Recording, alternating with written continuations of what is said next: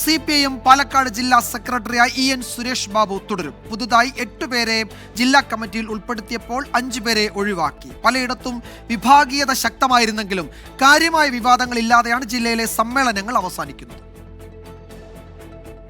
54-കാരനായ സുരേഷ് ബാബു വിദ്യാർത്ഥി യുവജന പ്രസ്ഥാനത്തിലൂടെയാണ് പൊതുരംഗത്തേക്ക് കടന്നുവരുന്നത്. SFI ചിറ്റൂർ ഏരിയ പ്രസിഡന്റും DYFI ബ്ലോക്ക് സെക്രട്ടറിയുമായിട്ടുണ്ട്. CPIM പെരുമാട്ടി ലോക്കൽ സെക്രട്ടറിയായും ചിറ്റൂർ ഏരിയ സെക്രട്ടറിയായും പ്രവർത്തിച്ചു. നിലവിൽ CITU ജില്ലാ വൈസ് പ്രസിഡന്റും മലബാർ സിമന്റ്സ് ഡയറക്ടറുമാണ്. ചിറ്റൂർ പെരുമാട്ടി സ്വദേശിയാണ്. പുതുതായി 8 പേരെ ജില്ലാ കമ്മിറ്റിയിലേക്ക് ഉൾപ്പെടുത്തിയപ്പോൾ 5 പേരെ ഒഴിവാക്കി.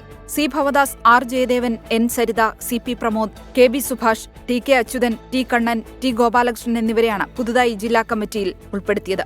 Girija Surendran, VK Prakash, R Anithanandan, NP Vinayakumar, TN Kandamuthan എന്നിവരെ ഒഴിവാക്കുകയും ചെയ്തു. മുതിർന്ന നേതാവ് NN Krishnadas, PK Sasi, AK ബാലൻ, K കൃഷ്ണൻകുട്ടി എന്നിവർക്കെതിരെ പ്രവർത്തന റിപ്പോർട്ടിലും പ്രതിനിധികളുടെ ഭാഗത്തുനിന്നും വിമർശനമുയർന്നു. ഇത് മാറ്റി നിർത്തിയാൽ കാര്യമായ വിവാദങ്ങളില്ലാതെയാണ് ജില്ലയിൽ സമ്മേളനകാലം അവസാനിച്ചത്. 24 പാലക്കാട്.